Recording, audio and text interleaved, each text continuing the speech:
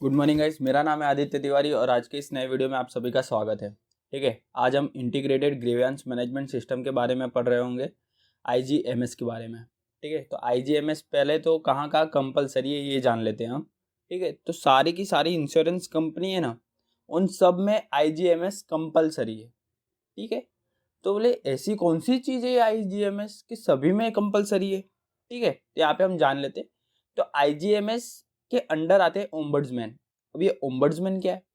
ठीक है, तो ओम्बड्समैन एक थर्ड पार्टी है जो आपके क्लेम सेटल करने में आपको हेल्प करती है। जैसे कि आप इंश्योरेंस कंपनी के वर्डिक्ट से खुश नहीं है तो आपको क्लेम रिगार्डिंग जो भी कोई प्रॉब्लम होती है तो आप किसे कंप्लेन करते हैं? ओम्बड्समैन को।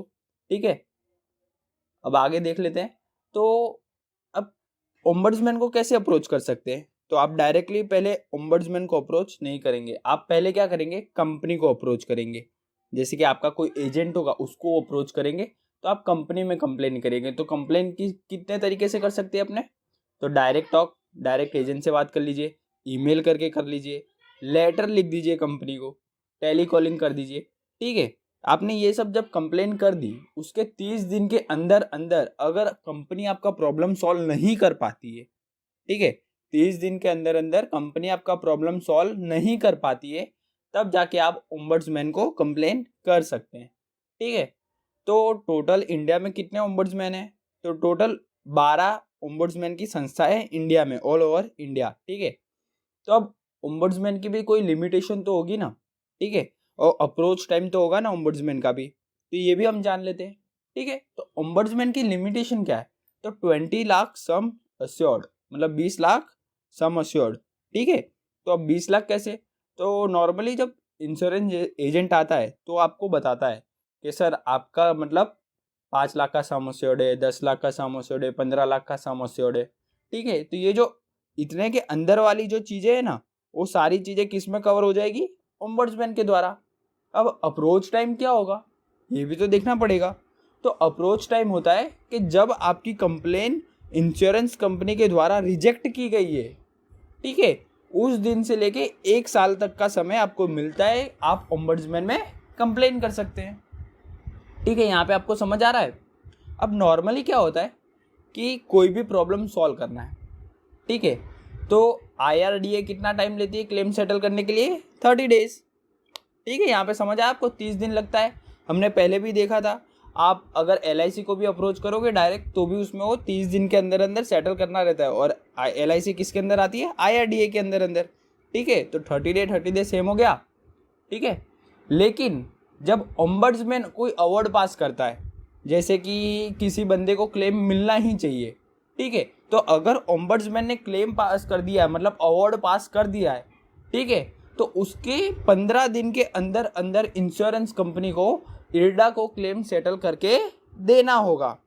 ठीक है, और अगर अब इसमें ऐसा भी तो हो सकता है कि डिसीजन है वो अब मतलब कस्टमर के फेवर में ना आए, यानी कि जिसने इंश्योरेंस लिया है उसके फेवर में ना हो और उसको पसंद ना आए, तो अब वो क्या करेगा? ठीक है, तो यहाँ पे आता है कस्टमर प्रोटेक्शन एक्ट 1986। ठीक है, ये किसके लिए होता है? कस्टमर के प्रोटेक्शन के लिए होता है। समझ आया आपको? तो इसका अप्रोच टाइम क्या है? इसमें अपने कब अप्रोच कर सकते हैं?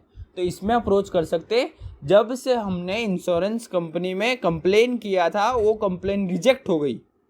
ठीक है, यानी 30 दिन बाद होगा नॉर्मली, या पहले रिजेक्ट हो जाता है तो वो भी काउंट होगा, वहाँ से काउंट होगा। तो लेकिन अगर आइडियली 30 दिन बाद से नॉर्मली आपका चालू हो जाता है अप्रोच टाइम। ठीक है, और अगर आप कंपनी ने पहले रिजेक्ट कर दिया होगा तो तब से चालू हो गया होगा। तो वहाँ से लेके 2 साल तक, क्योंकि 1 साल तक तो ओम्बड्समैन को ही आप कंप्लेन करेंगे। अगर आप डायरेक्ट ओम्बड्समैन को कंप्लेन नहीं करते तो किसे कर सकते हैं? तो यहाँ पे 20 लाख तक का सम अश्योर्ड कौन देखता है? District court. ठीक है, आप डायरेक्ट डिस्ट्रिक्ट कोर्ट में जाके भी कंप्लेन कर सकते हैं। अगर आपने पहली बार डायरेक्ट डिस्ट्रिक्ट कोर्ट में जाके कंप्लेन कर दी तो क्या अब आप ओम्बड्समैन के पास जा सकते हैं? बिल्कुल नहीं। एक बार आप कोर्ट में पहुंच गए फिर आप ओम्बड्समैन को वापस अप्रोच नहीं कर सकते। तो अब दूसरा सवाल आता है कि 20 लाख तक तो डिस्ट्रिक्ट कोर्ट और ओम्बड्समैन, पहले ओम्बड्समैन देखा फिर डिस्ट्रिक्ट कोर्ट देखा।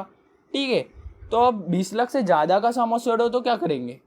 तो अगर 20 लाख से ज़्यादा हो, 1 करोड़ से कम हो, तो वो चीज़ देखेगा स्टेट कोड। मतलब जो भी स्टेट की अदालत होगी वो उस चीज़ को देखेगा।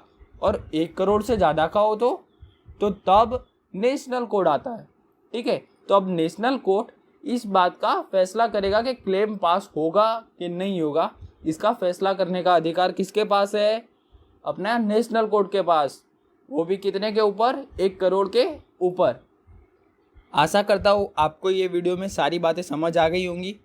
अब आपको नए वीडियो के साथ आपको फिर मिलूँगा, जिसमें आपको ज़्यादा आगे की बातें एक्सप्लेन करूँगा। धन्यवाद।